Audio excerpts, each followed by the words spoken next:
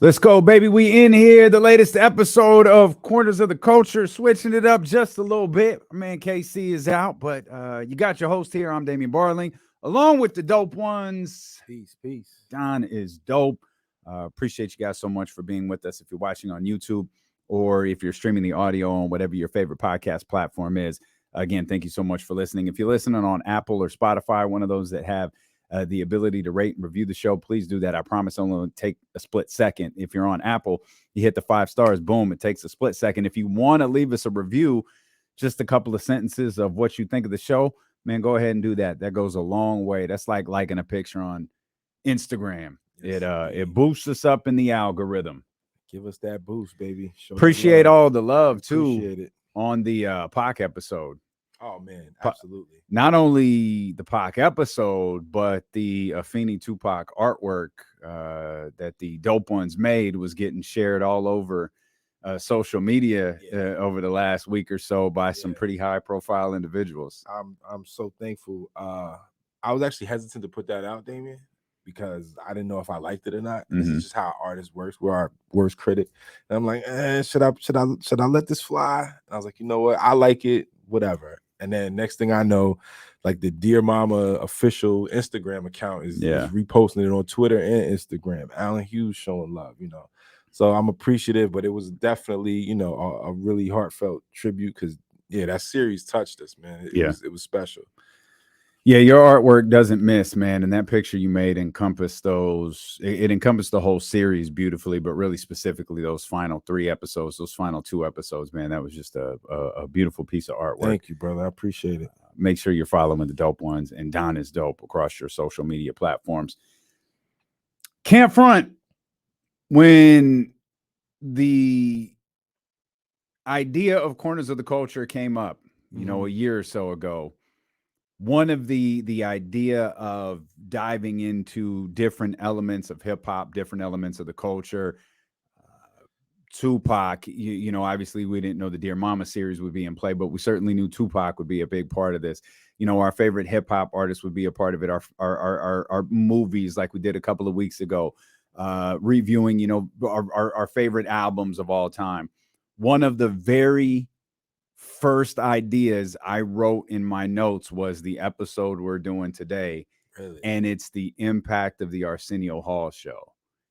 And part of the reason I was so excited to do this was because when I was younger, I think Arsenio was with Paramount, and we could dive into the particulars of how all of this started later. But if I remember right, Arsenio's deal was with Paramount. Here in Sacramento, Paramount was Channel 31.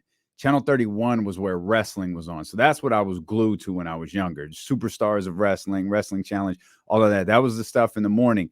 But at night, I know there would be previews for the Arsenio Hall show. So when I'm younger, I'm looking at it just like, yo, this is dope. Like, I think that's where I started to get familiar with NWA, and we could talk about some of the classic appearances they had. But I remember seeing Shaq there with the Fooshnickens and doing What's Up, Doc. And I remember at the time, it's like, yo, this is dope. This is like everything I love. And Arsenio loved wrestling. Yeah. So you go on YouTube, you can find these classic interviews of like the Ultimate Warrior with Arsenio Hall, where he's just growling at him. That's why I love Ultimate Warrior. I knew nothing about wrestling until I saw him on the Arsenio Hall show, like making Arsenio all nervous and stuff and yelling. And I was like, oh, I like this guy. But more so because he was on Arsenio's show. Right. And then there's a very, very infamous Hulk Hogan interview during the steroid trial that was a part of the Arsenio Hall show as well. And all I knew was this encompassed everything I loved.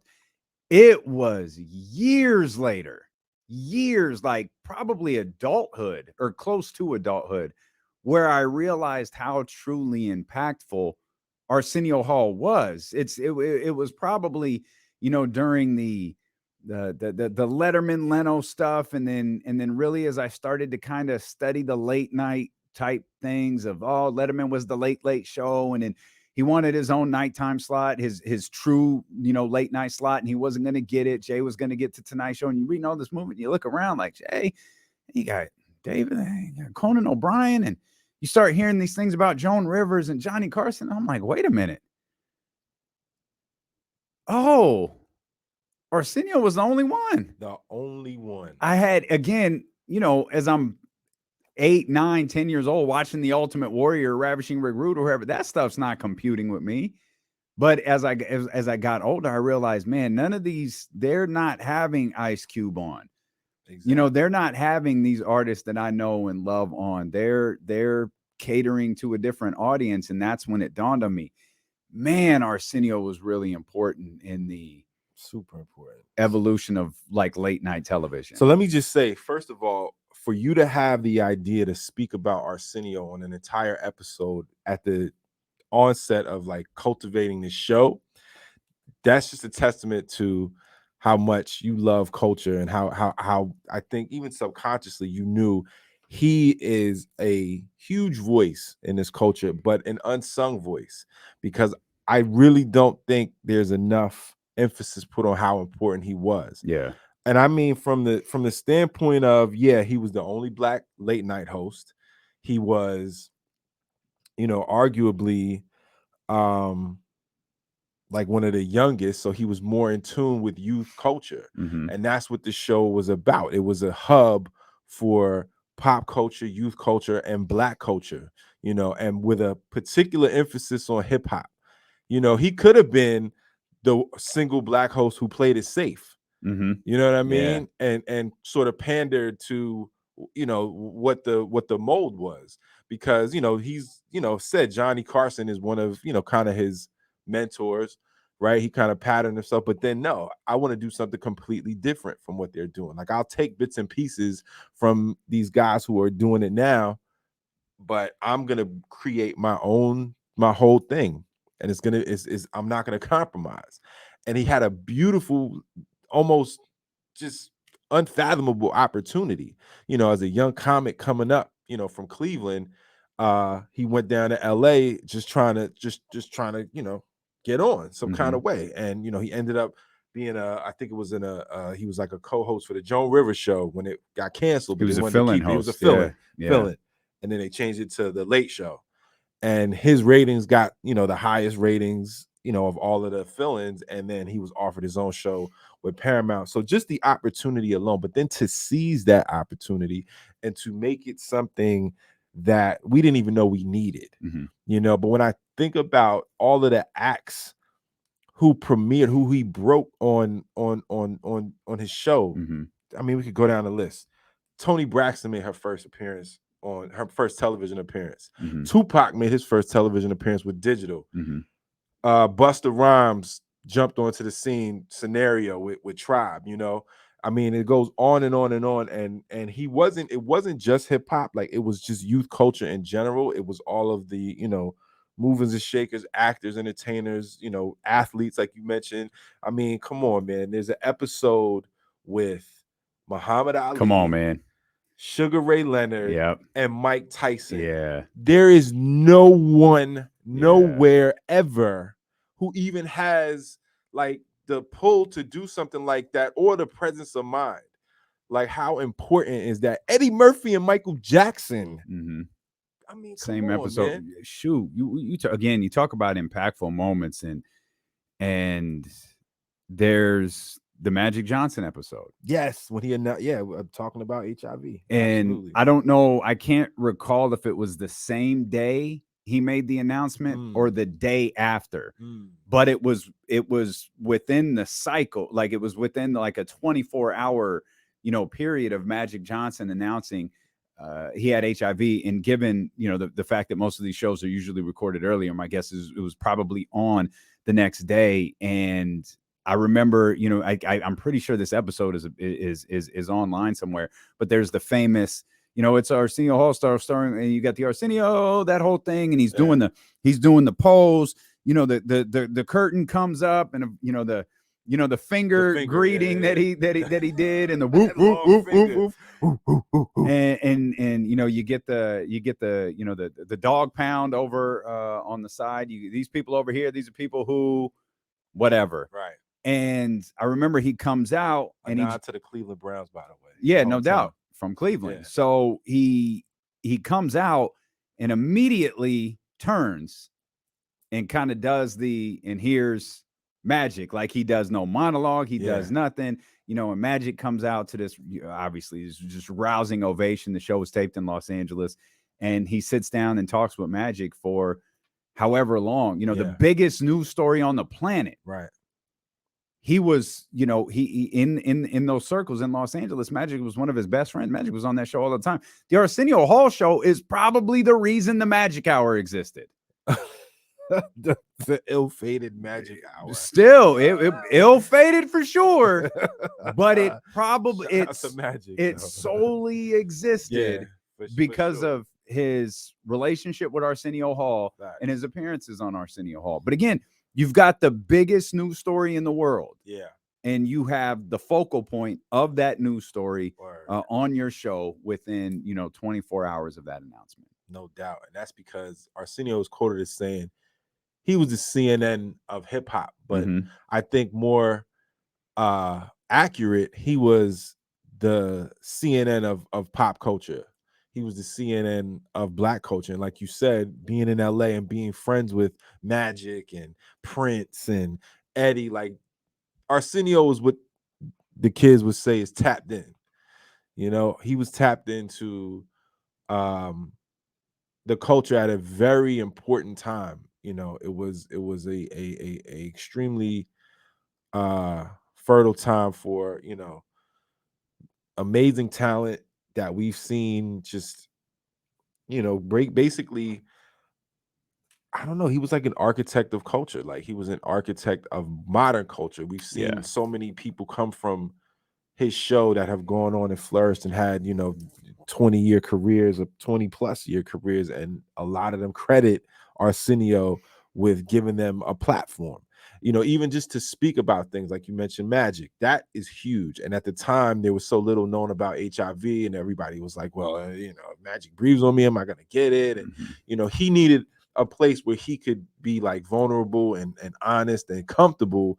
And that was with his brother Arsenio, because Arsenio provided that place, much like when Louis Farrakhan went on Arsenio, which was a huge deal at the time. Yeah. Because even, other Black talk show hosts who shall remain nameless were telling him not to do that. Like, don't go there. Like, and some people even think that in hindsight, it was that maybe show. He shouldn't have. Right. Because that some people think that led to the end of the show. So but still you have to credit him for being fearless. He wasn't going to shy away from anything. He was not going to compromise what he wanted his show to be about. Well, there's a couple of instances worth pointing out, and we probably haven't even touched on. As big as the Magic Johnson one was, there was probably a bigger one that we'll get to in a minute. But the Vanilla Ice, that was the next one I was going to. Like, Arsenio was really close with at the time MC Hammer. He was really, really close with MC Hammer. And if you remember 1990, which I think was about a year after the Arsenio Hall show started, or 1990, 1991, it was To the Extreme and Please Hammer Don't Hurt Him. Like, those albums were selling. They sold, I think they both sold upwards of 10 million copies. Maybe Vanilla Ice didn't quite get to 10 million. I know MC Hammer did, but that's all that, for better or worse, that's what was being categorized as hip hop, was Vanilla Ice and MC Hammer and those particular two albums. Right. And the thing was always, Vanilla Ice challenging MC Hammer to a dance contest and all these different things. And Arsenio didn't take very kindly to that. So he brings Vanilla Ice on the show and essentially interrogates him to the point where the crowd starts booing. Yeah. And Vanilla Ice, gets like Captain Smartass and is like, yo, like, your own crowd is booing you. And Arsenio, without skipping a beat, says, that's fine. When they get their own talk show, they can interview you and talk to you the way that they want to. But for right now, you're on my talk show, and this is what we're going to talk about. Yeah. And that was the ultimate, to me, that's the ultimate. I'm not placating to anybody. Yeah. Hammer is my guy.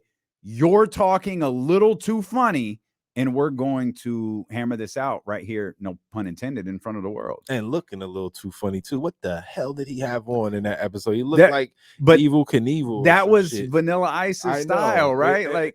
But that's why and that's why, but think about it though. That's why Arsenio immediately called bullshit on the whole thing. He was like, "This is the phoniest shit." It's the biggest see-through bullshit ever. And you're not gonna sit up here and tell me like you really, you know, about this culture. Like you're not gonna sit here and disrespect my culture. Arsenio was strong enough in front of his audience to say when they get their own talk show, they can talk to you the way that they want to. They can interview the way that they want to.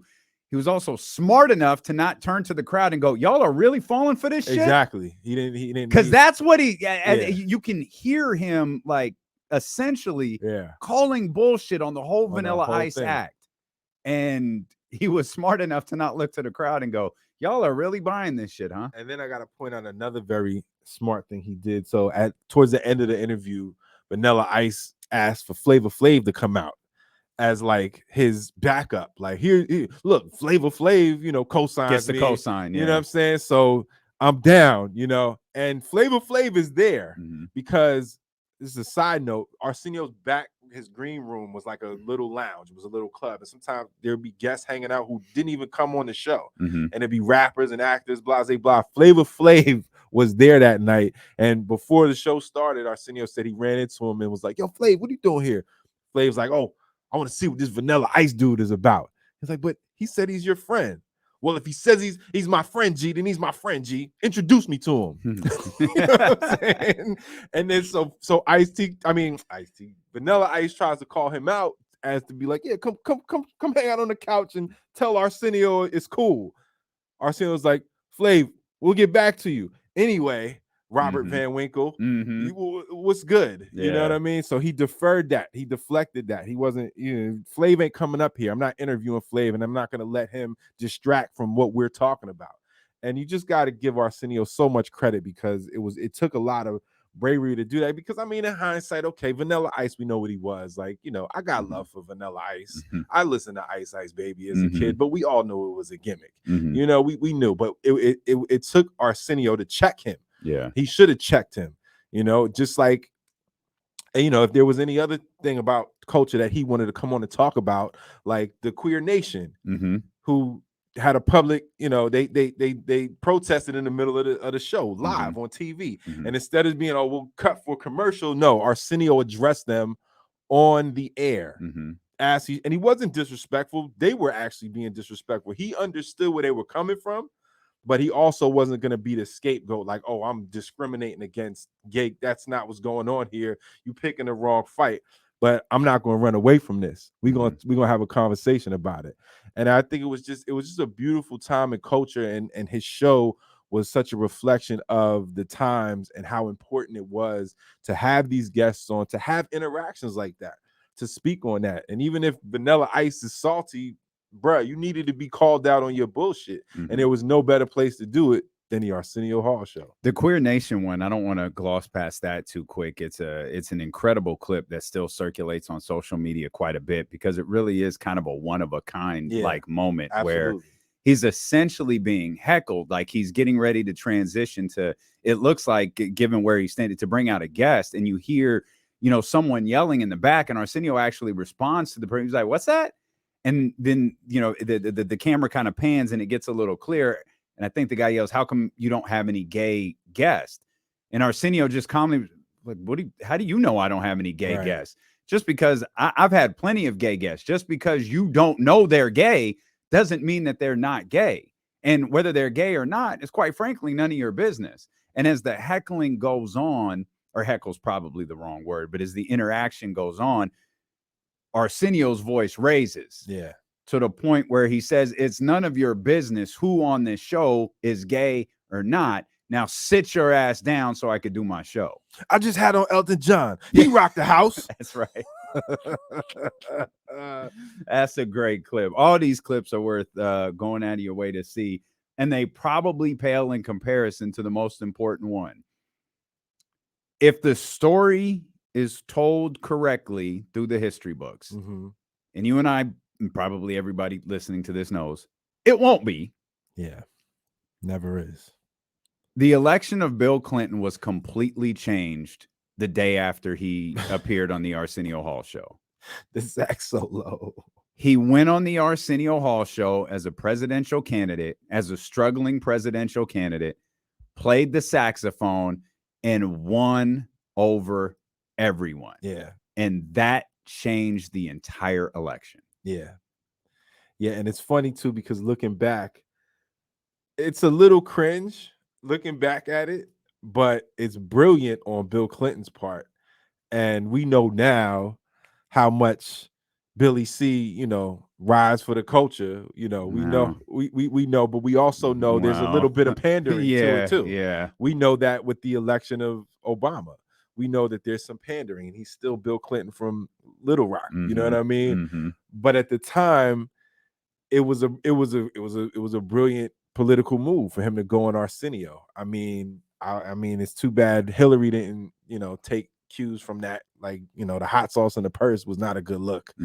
But Bill Clinton playing sax on Arsenio was how you get black and youth voters. You know what I'm saying? I almost can't be mad at it, right? And so, again, another instance of Arsenio's show being a cornerstone of that time period and how impactful he was for a presidential candidate. A cornerstone of the culture. A cornerstone of the culture. There you go. For a presidential candidate to come on, and his whole election, it swings basically after his appearance. Yeah, he appeared in June of '92, and the election was, in November. Yeah, man. And he won over, black voters. He won more, and probably just as important is he won young voters. Right. Like that was such an important component to President Obama's election. We could talk about black and white, male and female, and all of that, but it was the young voters that tuned out or turned out for that one, who by 2020 were just like, fuck this. Or I guess not 2020, 2016. 2016, they were just so like over this process of like, you're kidding me. Is her or him? Yeah. Forget it. Yeah. And if you don't have a candidate to win those voters tune out. Yeah. And you wind up with what we got. Yeah. You wind up with what we got. I mean, this is why this is a quintessential reason why I pine for the 90s, why I'm so nostalgic and I romanticize. And I know it's bullshit. I know I need to move on, but I'm stuck in the 90s. Okay. Nothing wrong with that. Gonna admit it on this episode. I am stuck in the damn 90s. Okay. And Arsenio Hall show it encapsulates exactly why. And an amazing dynamic about this show is that while the show was being recorded and as impactful as it was behind the scenes, there was a whole community, if you will, of movers and shakers who were just there because that was like the place to be. In Will Smith's book, he basically says, the Fresh Prince of Bel-Air would not have happened had he wasn't even a guest. Had he not gone down to whatever studio the Arsenio Hall show was being filmed at, the Fresh Prince of Bel-Air would have never happened. The deal basically was made in the dressing room of the Arsenio Hall. The audition happened at Quincy Jones's house, but the finalized papers, the finalized contracts, it was Benny Medina, Quincy Jones, Will Smith backstage at the Arsenio Hall show. And the rest is history. The audition story is pretty funny. It's worth going at it. I think Will Smith in the promotion of that book talked a lot about it. I know he talked about it to Oprah on one of those Apple TV shows, but he talked about how they're in the middle of a party at Quincy Jones' house, and Quincy tells Will Smith to rehearse to go do a scene. Yeah. And Will's like, no, I need some time. And Quincy's telling him, everyone you need to make this deal is here right now. Oh, I need a week. And then Quincy Jones goes on to like mind manipulate him into how waiting a week is really going to be like waiting 6 months. Yeah. Go do it now. And he convinces Will to go do it, and then tells what's it not Dick, Brandon Tartikoff. He used to run NBC. Okay. And I've heard the name before. Yeah, Brandon Tartikoff. You saw him on an old episode of Saved by the Bell. Okay. Brandon Tartikoff told him, or he told Brandon Tartikoff, "Hey, is your attorney here?" Brandon goes, "Yeah." "Hey, you draw up a deal memo now." And they draw up a deal memo for the show, for the Fresh Prince of Bel-Air. Amazing. I mean, it's amazing. And so he talks about in the book too, if I remember correctly. You talk about the Will Smith getting the deal done. He would just go to Arsenio and just hang out and just it was the place to be. Yeah, it was people who had never been on the show, stars who for whatever reason their agent didn't book them, but they still wanted to go to the Arsenio Hall show. I mean, just think about it, right? Arsenio sitting down interviewing his right hand man Eddie Murphy on the numerous times he's been on, and this one particular time, just middle of conversation, out walks the king of pop, out walks Michael Jackson with an MTV award. Yeah, you don't just have Mike walk out in the middle of an interview. You know, you make an episode all about Michael Jackson if he's in the building, but he was just there, right? He just happened to be there. He probably pulled up in a limo real quick. "Oh, I'm gonna give this award to Eddie at Arsenio show," and he could just do that. You know, it was the place to be, and there was nothing else on TV like it. And there has never been anything since. And quite frankly, Damien, it's a tragedy that Arsenio's show was cut short. It was only from 90 to 94, 91 to 94? From January 3rd, 1989. And its final episode was May 27th, 1994.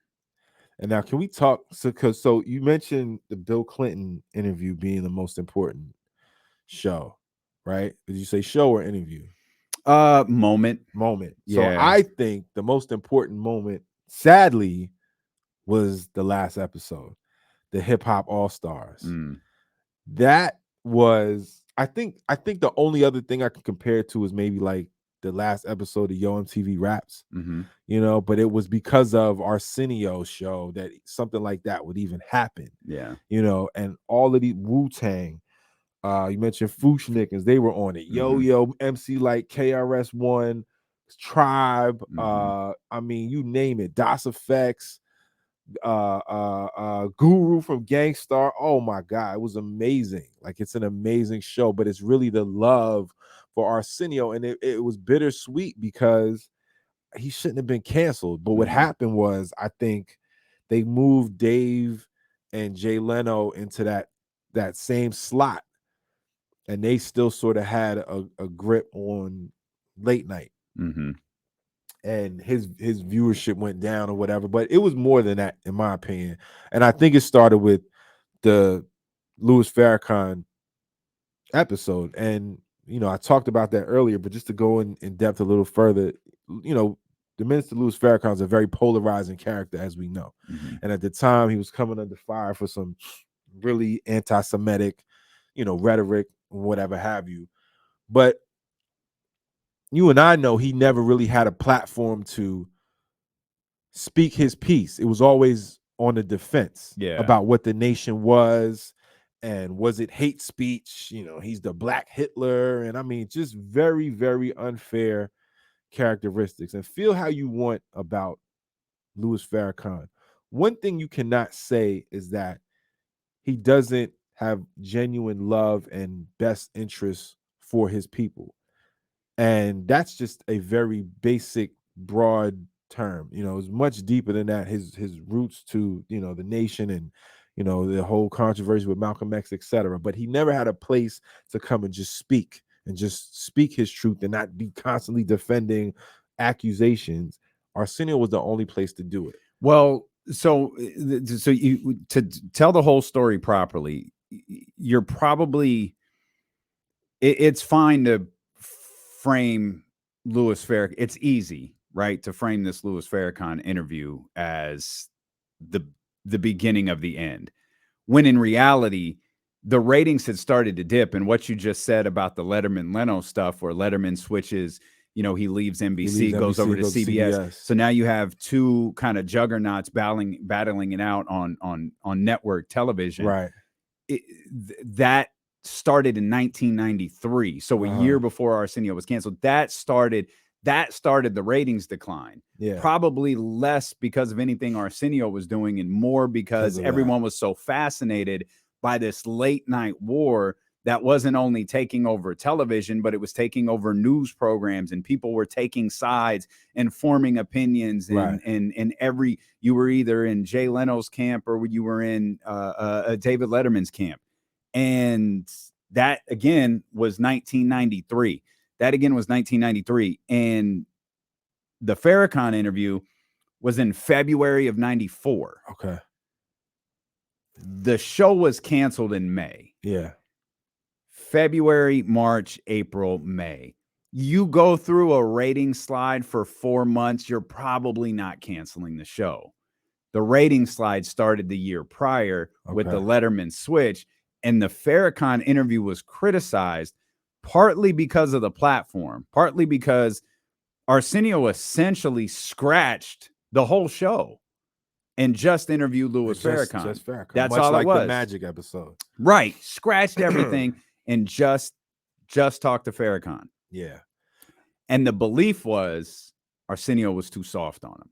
That was the bigger criticism than actually having Farrakhan on the show. It was you gave an hour of your prestigious show to him, and you were easy. Yeah. You basically let him off the hook.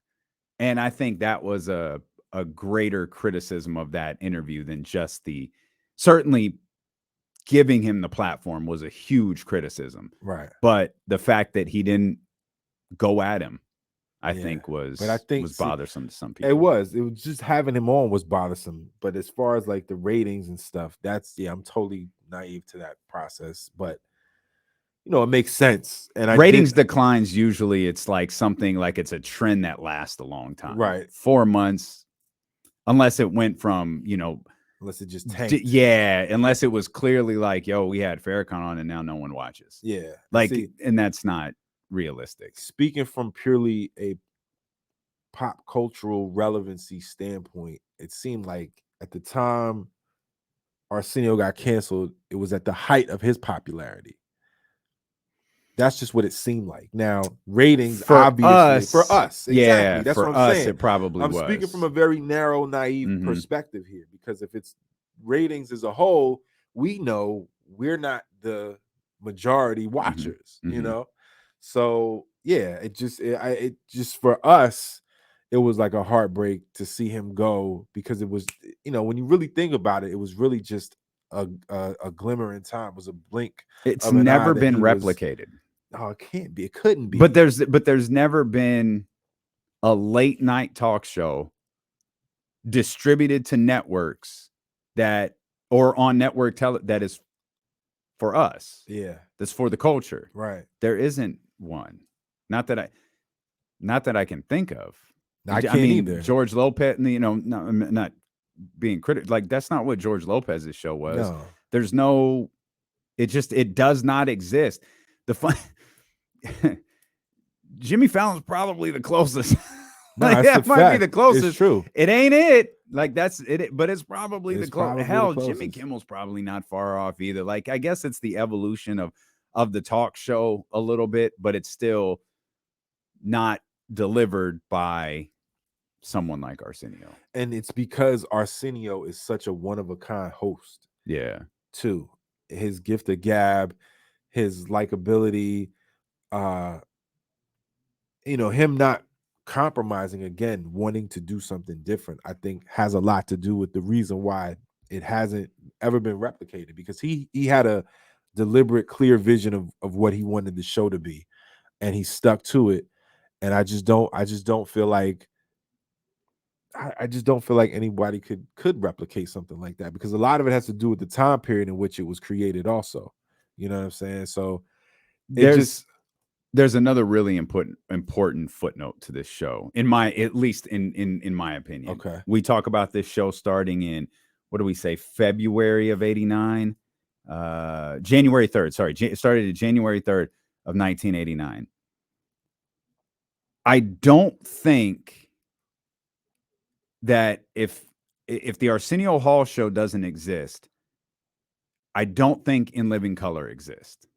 That's That's And In interesting. Living Color started April 15th, 1990. Okay. So you're a year plus into the success of the Arsenio Hall show. Now, think just outside of the sketch comedy that Living Color presented, what else did it present? You talked about Arsenio and introducing us to Busta Rhymes. You can find Leaders of the New School on In Living Color. You can find Das Effects on In Living Color. First place I think I heard, yo, my name is D Nice, and yo, I hate to admit it.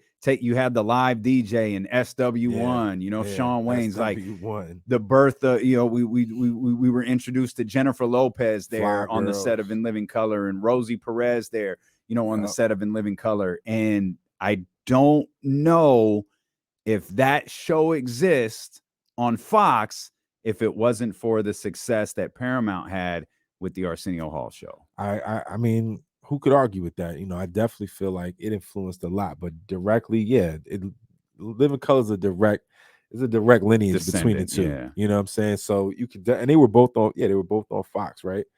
Um, no, it's just that again, another testament to how special, that show was. And then, it's a testament to how special Arsenio is as a person. And I really feel like he's an underutilized talent. I feel like and I know he took time off to raise his kid, which is, salute to him. That's beautiful to be able to even do that.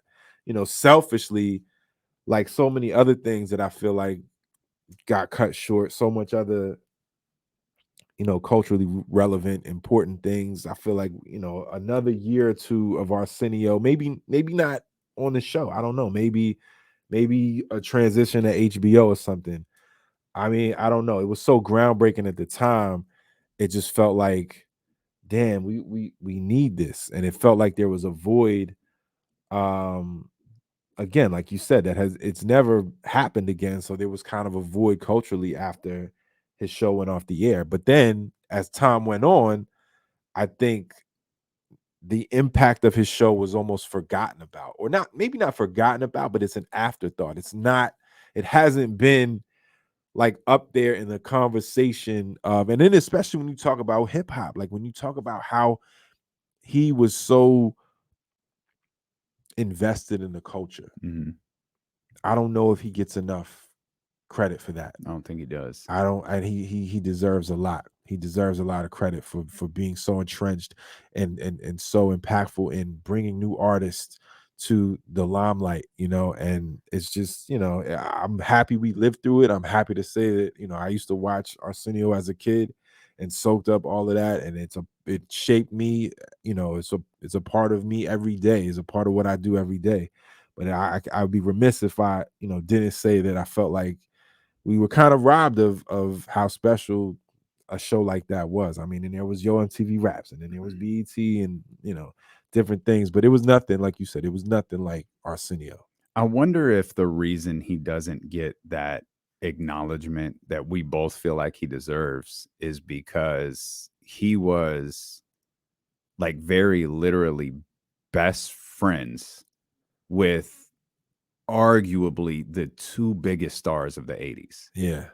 Obviously, he is incredibly close to Eddie Murphy, and they've Yeah. done projects together, and the whole thing. What a big part of the Arsenio Hall show Eddie Murphy was, and then of course we just talked about Magic. Yeah. How close that those two are. Those again, it just in pop culture, the culture, and just in life, the two biggest stars of the 80s. And then you have Arsenio, who in his own right is a huge star, Right. but pales in comparison to those two. And I wonder if that's why why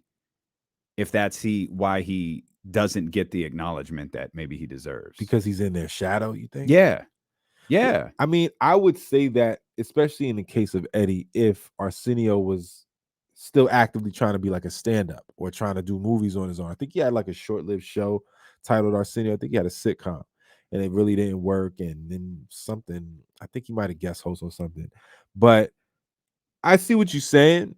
And then yeah, like in Living Color used to make the skits about, Arsenio and Eddie, and Arsenio was just, his whatever, his hype man pretty much. But I think the fact that Keenan Ivory Arsenio, Wayne's exceptionally long index finger during those skits was amazing. It was an index finger like the length of a pencil. Like, it's extraordinary. I was like, Yes. yeah. Yes. Yes. It's hilarious.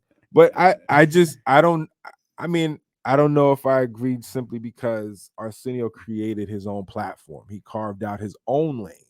You know, he obviously wasn't playing basketball and he wasn't trying to do stand-up anymore. He had a background in stand-up, but having that late night show carved out his own, he had his own thing. And then to do it the way he did just sort of cemented his individuality. So I don't know. I don't know if that is why. I really think it's because, let me check one thing here. I think in essence it's because it was like so short-lived. Okay. Coming to America 88. dropped I was 3 when that came out. about No, I was 4. 6 months before the Before the start show? of our Arsenio Hall show. Okay. Damn, that makes sense. Yeah, because his show started in 89. Yeah. Yeah, Come to America it's was about 88. it's about 6 months. I don't know. It's just a thought. But Arsenio deserves all of the flowers. Can you guess how old Arsenio is? He's 67. He's 67 years He's old. almost 70 It's years crazy. old. That's insane. That's crazy. And can we salute Arsenio on how iconic he was in coming to America? See, when you talk about him being overshadowed by arguably the two biggest stars of the 80s, it can't be said enough how much he held his own in coming to America. Well, not just coming to America, but this, I think, came out He got slighted on Harlem Nights, though. But he was terrific in Harlem Nights. He should have had a bigger part in Harlem Nights. He was good, but it should have been more screen time for him. But go ahead, I ain't mean to cut you No, off. that's what I was going to point out. Was his performance in Harlem Nights was amazing. Yeah, it was, but it was too short. He should have had more screen time. He was hilarious in it. And that's tough when you got Eddie and Richard Pryor and Red Fox, Right. and like you have a who's who Facts. of black comedy And everybody trying in to that get show. Yeah, because I feel like Robin Harris didn't get enough screen time. Oh, Robin Harris definitely didn't. Yeah, Robin Harris definitely didn't. Yeah, shout out to the Charlie Murphy cameo too. But yeah, Arsenio was just, you know, he's just a special human being in the culture, man. It was lightning in a bottle, that show, and it definitely can never be replicated, but it can't be overstated how important the impact and the cultural relevancy and just the legacy of that show is. Yeah. I'm excited we got to talk about this today. Yeah, I've been itching to do this one for a while. So we appreciate you so much for being with us. We hope you enjoyed this show as much as we enjoyed bringing it to you. If you got any feedback for it, shoot us your notes, your thoughts, your ideas, your opinions across our social media platforms at Don is Dope, at Dope Ones Official as well, and at Damian Barling, at D'Lo and KC. You could connect with us. Kenny will be back with us next week. And we hope you will too, here on Corners of the Culture. Peace.